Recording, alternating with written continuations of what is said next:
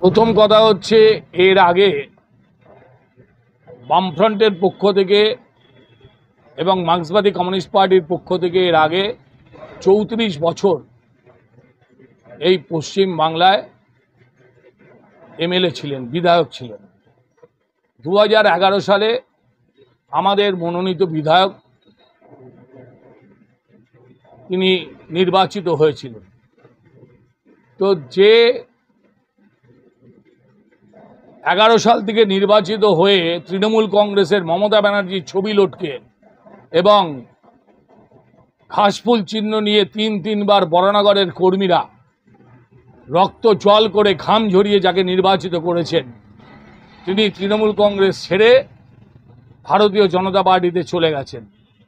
তিনি যখন ১৩ বছরে কোনো কাজ করতে পারলেন না, আর তার অনুগত একজন কর্মী যে বরানগরের ভৌগোলিক মানচিত্রটাই জানে না, বরানগরের মানুষের সাথে যার কোনো প্রত্যক্ষ বা পরোক্ষভাবে কোনো যোগাযোগ নেই, সে ২ বছরের মধ্যে বরানগরকে বদলে দেবে।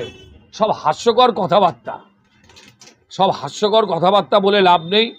আমরা বরানগরের ভূমিপুত্র, আমরা বরানগরে জানি বরানগরকে কিভাবে শান্ত রাখতে হয়, আর শান্ত বাংলাকে অশান্ত করবার জন্য যিনি আমাদের দল ছেড়ে চলে গেছেন, তিনি বিভিন্ন রকমভাবে ওই যিনি প্রার্থী পদে প্রতিদ্বন্দ্বিতা করছেন তাকে টোটকা দিচ্ছে, তাকে বিভিন্নভাবে অনুপ্রাণিত করবার চেষ্টা করছেন, কিন্তু কোনো লাভ হবে না।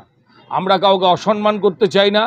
আমি সম্মানের সঙ্গে তাদেরকে জানিয়ে দিতে চাই যে বরানগর তৃণমূল কংগ্রেসের ২০১১ সাল থেকে ছিল, আছে এবং থাকবে। তাপসরা ১৩ বছরে কিছু করতে পারল না বরানগরে, আর সজল ঘোষকে কি সহযোগিতা করবে আমার জানা নেই, ওটা তাপস রায় বলতে পারবেন।